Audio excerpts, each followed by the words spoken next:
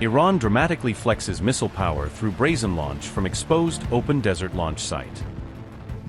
Iran launches devastating missiles from completely flat terrain, leaving U.S. defenses utterly unable to intercept. No bunkers, no cover. IRGC missile crews boldly operated in plain sight, mocking American surveillance. Iran's open-air missile launch brutally exposes dangerous cracks in U.S. air superiority claims.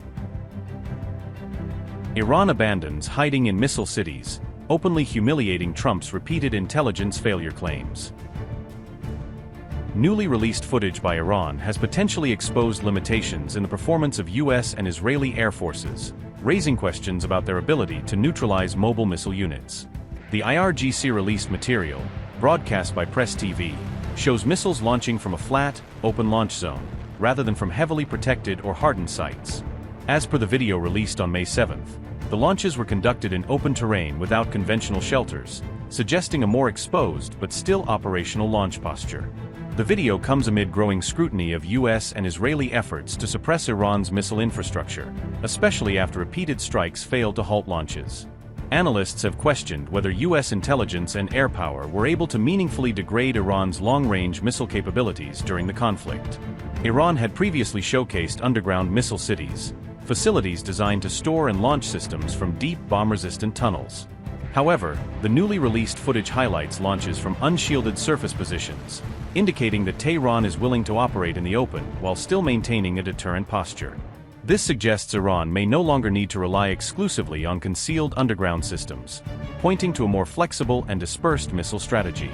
U.S. forces targeted multiple Iranian bases and launch platforms during the war, striking facilities believed to support both short and medium-range missiles. Despite those strikes, Iran continued launching missile barrages throughout the conflict, demonstrating a resilience that has led to renewed debate about the effectiveness of precision air campaigns.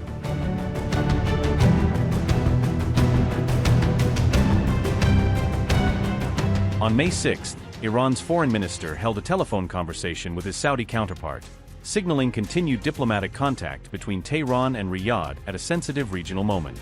Iran's Abbas Araghchi spoke by phone with Saudi Foreign Minister Faisal bin Farhan while he was on his China visit, adding another layer of diplomatic coordination amid fast-moving events in the Gulf. Meanwhile, U.S. Secretary of State Marco Rubio confirmed that Operation Epic Fury had officially concluded, marking what Washington presented as the end of that phase of military action. Soon after that, President Donald Trump said he was halting Project Freedom just one day after the mission had been launched, pointing to a rapid shift in the U.S. approach to Hormuz. The United States had launched Project Freedom to guide commercial shipping through the Strait of Hormuz as maritime tensions intensified under the Iranian blockade and transit restrictions. On the first day of the mission, Iran was accused of striking Fujairah in the UAE and multiple cargo ships, sharply escalating fears over the security of Gulf shipping routes. Tasnim news agency reported the diplomatic conversation between the top officials of Tehran and Riyadh, highlighting that back-channel communication continued even as military tensions persisted. Tasnim news agency reported, and I quote, Syed Abbas Araghchi, the Minister of Foreign Affairs of our country, who is in Beijing to meet and consult with Chinese officials, had a telephone conversation with Faisal bin Farhan, the Minister of Foreign Affairs of Saudi Arabia, this Wednesday afternoon.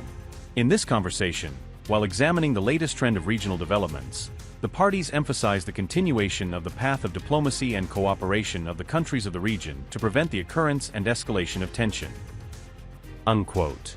The phone call came just a day after Saudi Arabia reacted to the latest reported attack on the UAE, underscoring how closely regional diplomacy is now tracking developments around Hormuz.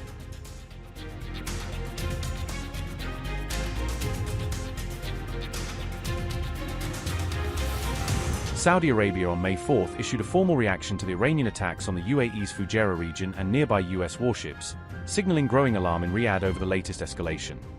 Riyadh condemned what it described as the first Iranian strike on Gulf countries since the ceasefire came into effect, warning that such actions threaten the entire region's stability. The Iranian attacks took place on the very day that the United States began guiding commercial cargo ships through the Strait of Hormuz under new naval protection mission. The UAE's defense ministry said its air defenses had engaged a total of 15 incoming Iranian missiles and 4 drones on May 4th, intercepting many of them before impact. One of the drone strikes caused a fire at a key oil facility in the Emirate of Fujairah, injuring 3 Indian workers who were present at the site when the blast occurred. In a separate statement, the UK military reported that fires had broken out on board 2 cargo ships off the UAE's coast, believed to be linked to the same wave of attacks. Iranian officials described the strike on Fujairah as a direct consequence of what they called US adventurism, blaming Washington's new naval moves for provoking the confrontation. Sources speaking to Iran's state broadcaster IIB said the attack was the product of US adventurism for illegal passage of ships, accusing America of trying to force its way through Hormuz.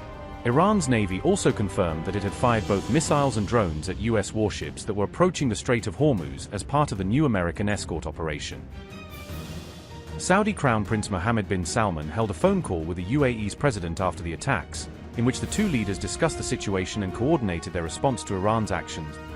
Riyadh's official statement said, "The Ministry of Foreign Affairs expresses the Kingdom of Saudi Arabia's condemnation and strongest denunciation of the Iranian targeting, via missiles and drones, of civilian and economic facilities in the sisterly United Arab Emirates state and of a tanker affiliated with an Emirati company." His Royal Highness Crown Prince conducted a phone call with the President of the United Arab Emirates during which he expressed the kingdom's condemnation and strong denunciation of the unjustified Iranian attacks that targeted the sisterly United Arab Emirates, and affirmed the kingdom stand alongside the UAE in defending its security and stability.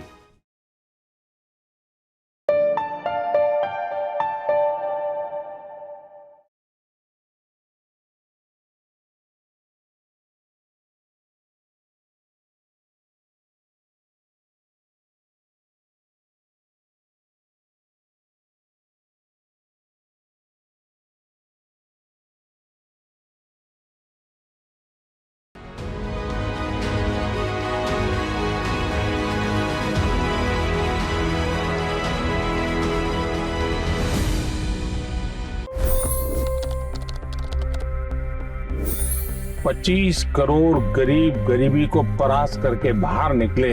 For the good of our nation, let's work together and let's truly make America great again. The fastest news breaks. Requested PM saying that we will have to speak to Putin and to Zelensky. The biggest news makers. The relationship with India is probably the most important bilateral relationship the U.S. will have for the rest of this century.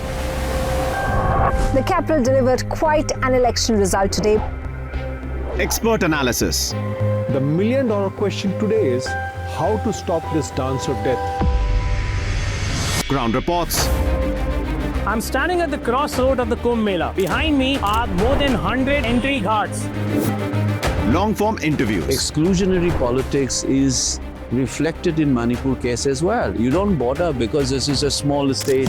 Deep dive into burning issues. It's often said DRC could be the richest country in the whole world. It's because of what sits underneath. Why exactly did the US topple the Sheikh Hasina government? HD videos.